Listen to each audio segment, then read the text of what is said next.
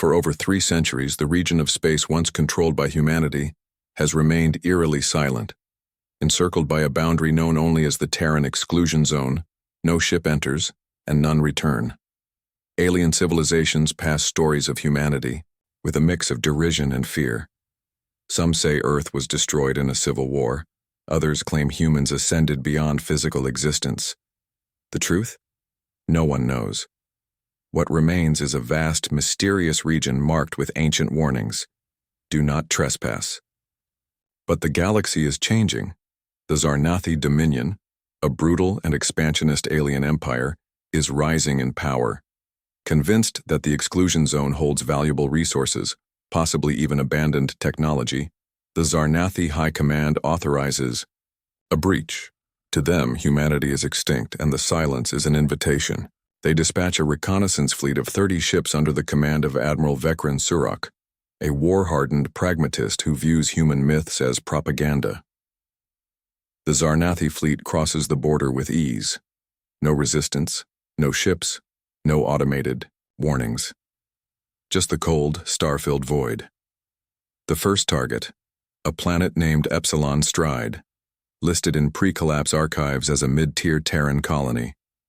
They approach cautiously, expecting orbital defenses or dormant AI guardians, but instead they find the planet intact, completely uninhabited yet untouched by war or decay. Cities remain standing. Power grids flicker faintly. Food in storage units is unspoiled. It's as if the inhabitants simply vanished overnight. Surak is puzzled but undeterred. He orders a full planetary survey and transmits data back to the Dominion. Across the galaxy, other races monitor the incursion. The Thalari consulate debates whether the Zarnathi are provoking a sleeping beast. The Vrex coalition mocks them for fearing ghosts. Among the younger species, memes and jokes about scary humans flood the galactic net. But inside human space, something begins to change. On the 4th day of occupation, Zarnathi scouts on Epsilon Stride report strange electromagnetic fluctuations. Aerial drones fail mid-flight. Subsurface scans show impossible structures, miles-deep geometric voids that weren't in initial scans. Then a scouting vessel vanishes. No wreckage, no signal, just gone. Shortly after, another team discovers an ancient human banner planted on a hilltop, fluttering unnaturally despite no wind. Beneath it, a pyramid of bones. Not human, but alien. Some recent, some fossilized. Carved into the nearby rock are 4 chilling words in dozens of galactic languages. You came here. We remember. Surak issues a partial withdrawal order. He suspects an unknown automated defense system, possibly nanotech. He requests reinforcements, but the Dominion delays. They believe he's spooked by human superstition. Then, during a routine data dump, Surak's flagship experiences a sudden blackout. For 3 minutes, all systems fail. When power returns, every screen aboard every vessel displays the same image, a Terran child's drawing. Stick figures of humans defeating alien monsters under the heading "Home Safe Forever." The message is clear. Humanity is not extinct. They're watching. They never left. And for the first time in centuries, the galaxy begins to wonder if those ancient stories of Terran wars, of human fury, of civilizations ended in a single night, weren't stories at all. The breach has been made. The silence is broken. And now, something stirs in the dark. The Zarnathi Dominion's fleet, still deep within the Terran exclusion zone, begins to realize that the silence is not passive, it's deliberate.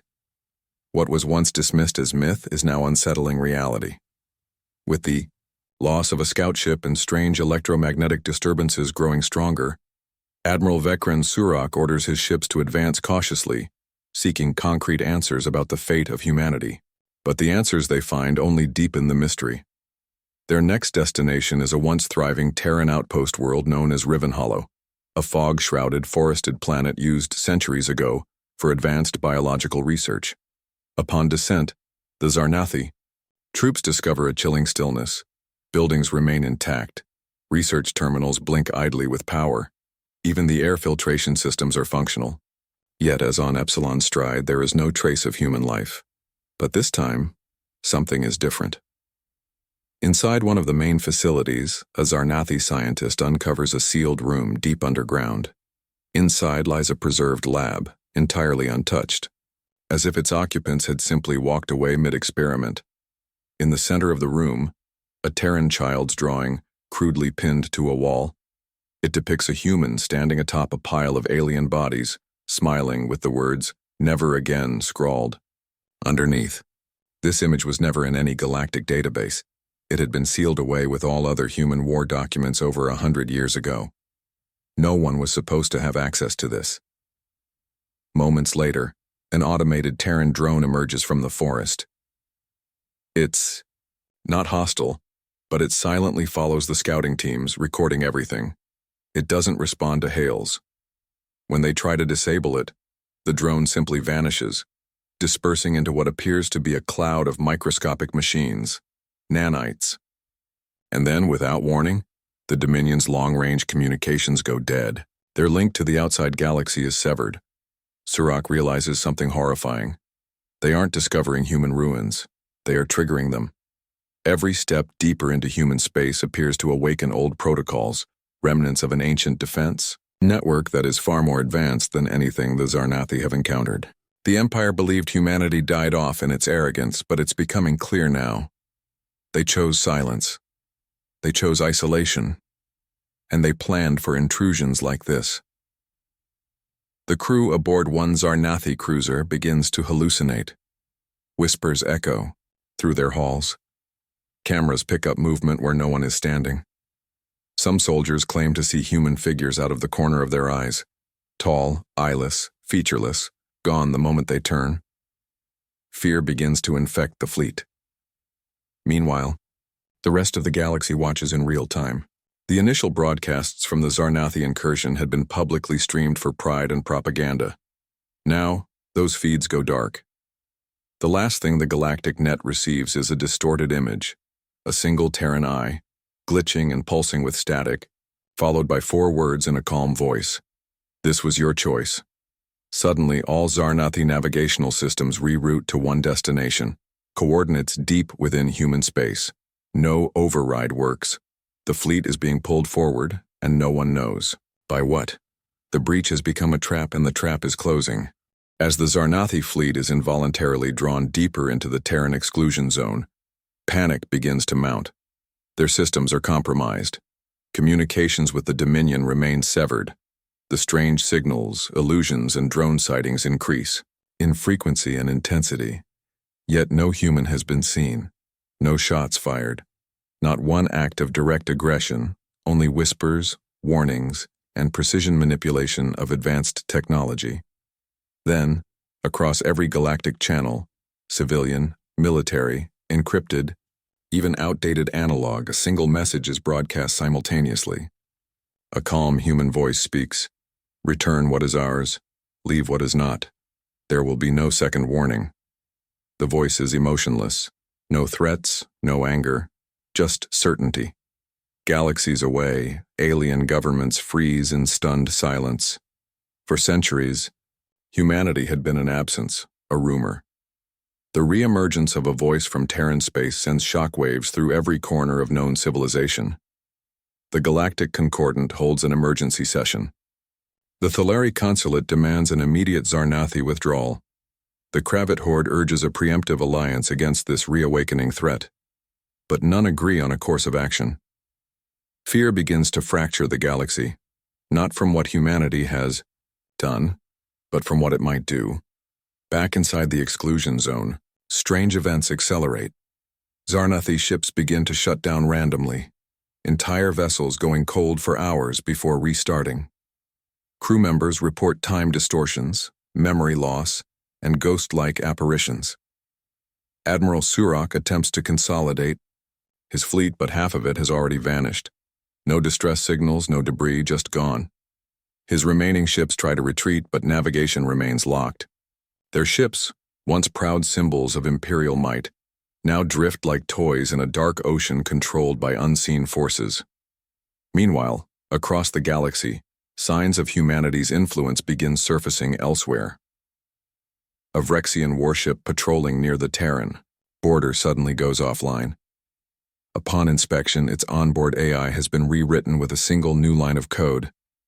They warned you. In a remote mining colony, long dormant satellites, believed to be ancient pre-human tech, reactivate. They fire a burst signal into deep space, then explode into clouds of nanites that consume the local infrastructure before dissolving into silence. Humanity, it seems, had left breadcrumbs, fail-safes, hidden mechanisms laced into old systems, waiting for the right triggers. And now they've awakened. Back in Dominion territory, an anonymous video begins circulating through the underground net.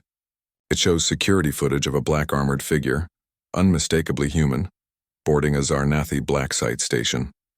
The operative moves through hallways undetected, disables guards without a sound, and extracts classified data before disappearing into the void. No one knows how they got there, or how long they'd been inside.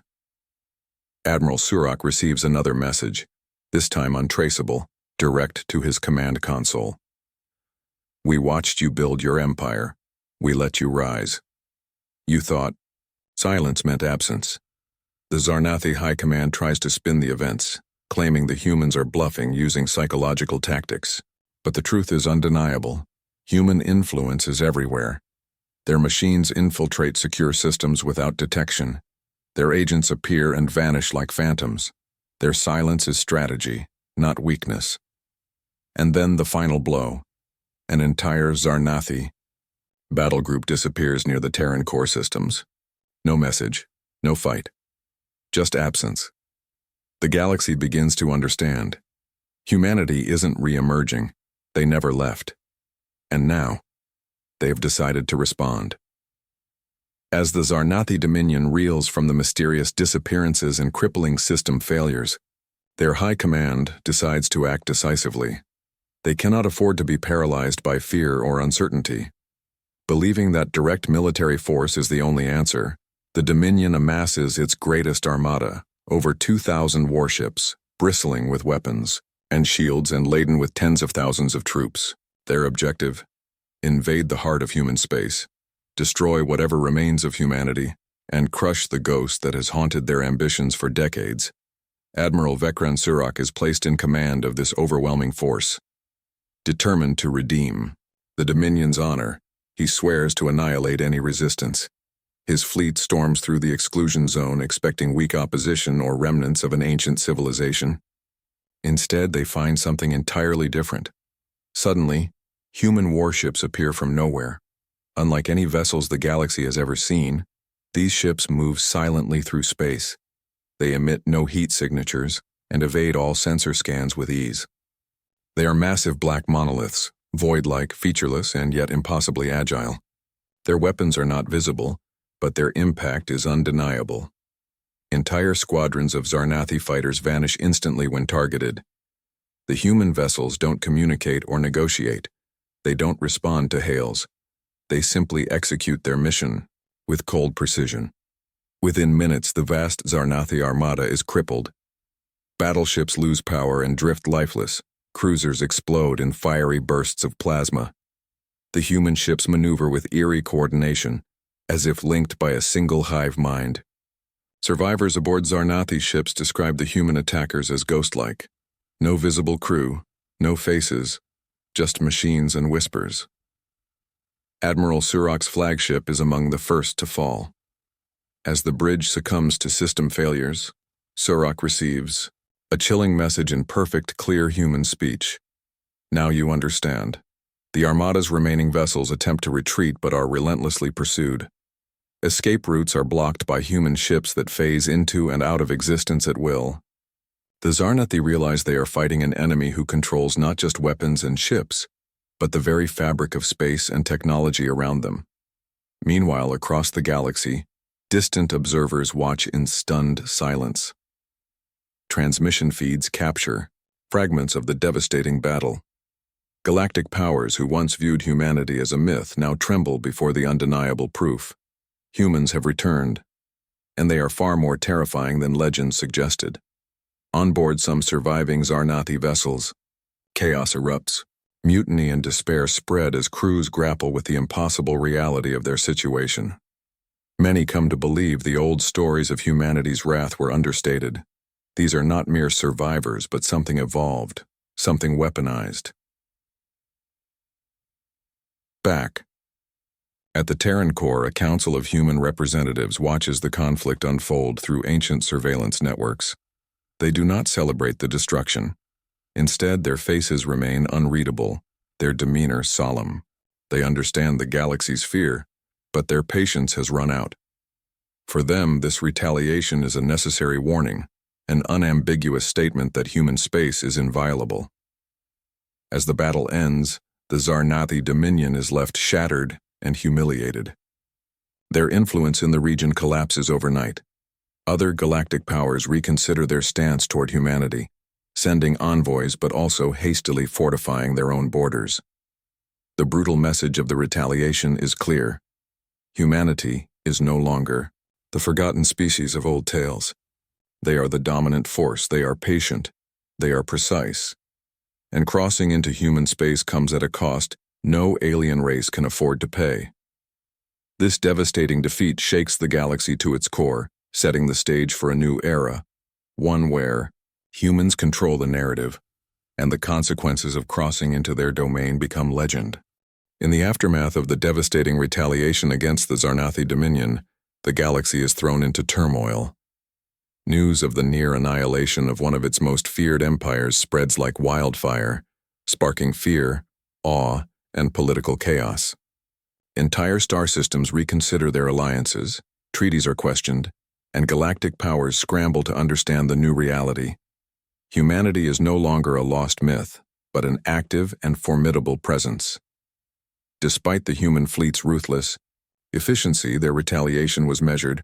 Targeted strikes designed to cripple, not to annihilate entire populations. This deliberate restraint sends a clear message.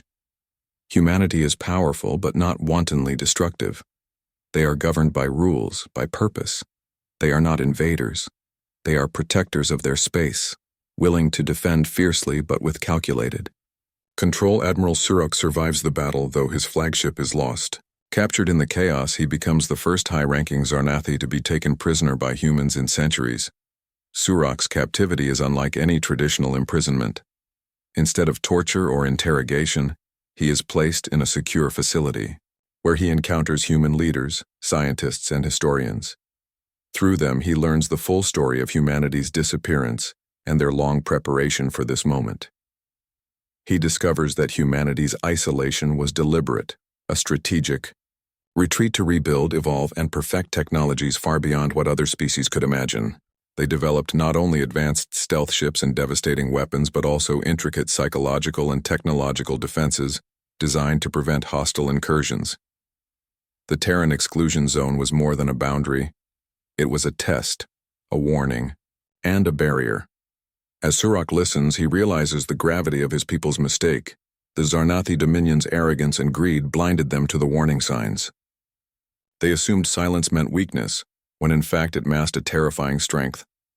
Meanwhile, across the galaxy, the news of Surak's capture and the human response sparks a surge of diplomatic missions. Some species seek alliance, hoping to benefit from humanity's power. Others prepare for conflict, unwilling to accept a new galactic order shaped by human dominance. The Tholari Consulate and the Vrex Coalition lead efforts to create a coalition to contain humanity's influence.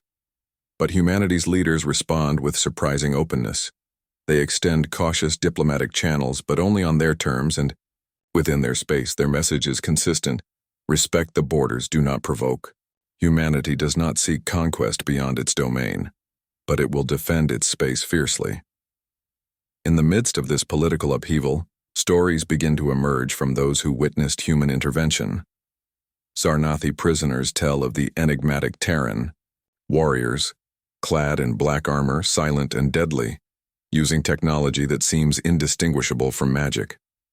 They describe how humans communicate through complex holograms, manipulate gravity fields, and command nanomachines that can disassemble enemy weapons mid-battle. Galactic scientists race to understand the technology, but their efforts yield only partial insights. Human advances are generations ahead, leaving alien tech obsolete. Amidst the political and scientific storm, a larger question arises. What will humanity do next? The galaxy waits, holding its breath. Will humans expand aggressively, or will they remain guardians of their ancient home? The answer remains uncertain, but one truth is clear. The era of ignoring humanity is over. The once-forgotten species is back, reshaping the balance of power in the galaxy, and the reckoning has only just begun. The galaxy, once confident in its dominance and divisions of power, now stands on the precipice of profound change. Humanity's re-emergence and the stunning defeat of the Zarnathi Dominion has irrevocably altered the balance. In this final part of the story, the consequences of that shift begin to crystallize into a new galactic order. Following the reckoning, human leadership initiates a cautious but firm policy toward the wider galaxy. They announce the establishment of the Terran Sovereignty Pact, a coalition of systems and species willing to respect human space and abide by their terms. The pact's foundation is simple but unyielding. Peaceful coexistence is possible only if the sanctity of human territory is guaranteed and no interference with Terran affairs occurs. Many alien species, shaken by recent events, accept this offer, partly out of pragmatism, partly out of fear. The Tholari Consulate and the Vrex Coalition, once eager to contain humanity, find themselves forced to negotiate. They discover that cooperation with humanity brings access to advanced technologies, trade, and knowledge unavailable elsewhere. These benefits create incentives for alliance, despite lingering distrust. Simultaneously, pockets of resistance emerge. Some militaristic factions refuse to accept human dominance and continue plotting insurgencies and sabotage. However, human intelligence networks, far superior and covert, quickly detect and neutralize threats before they can escalate. This serves as a reminder that humanity's patience is strategic, not infinite. On the political stage, humanity introduces new diplomatic norms. The Terran Sovereignty Pact insists on transparency regarding military movements near human space and advanced conflict resolution protocols. They advocate for peaceful dispute settlements but remain firm in their right to defend their domain. Meanwhile, the galactic public perceives humanity through a new lens. Where once humans were dismissed as weak or primitive, they are now seen as patient architects of power, unyielding and deeply strategic. The phrase "do not cross into human space" evolves from a warning to a universal law, taught in academies and echoed in councils. The internal dynamics of humanity also evolve. The once hidden military and scientific institutions now operate openly, but with the same rigorous discipline that once maintained their isolation. Human society embraces its role as a galactic power, yet retains the lessons learned from its long exile: restraint, preparation, and unshakable resolve. In an unexpected development, human emissaries begin to engage with alien cultures more broadly, sharing knowledge selectively and encouraging peaceful exploration outside their borders. These exchanges foster cautious optimism, but also underscore the gulf in power and philosophy between humanity and older civilizations. As the story closes, the galaxy faces a new era, one where humans are neither myth nor memory, but a central force shaping galactic politics, culture, and conflict. Some fear this dominance, others welcome it as a stabilizing influence, but all recognize that the era of ignoring humanity is over. The final scene hints at future challenges: mysterious signals emanating from deep space, unexplored frontiers beyond the Terran sphere, and whispered rumors of ancient powers awakening.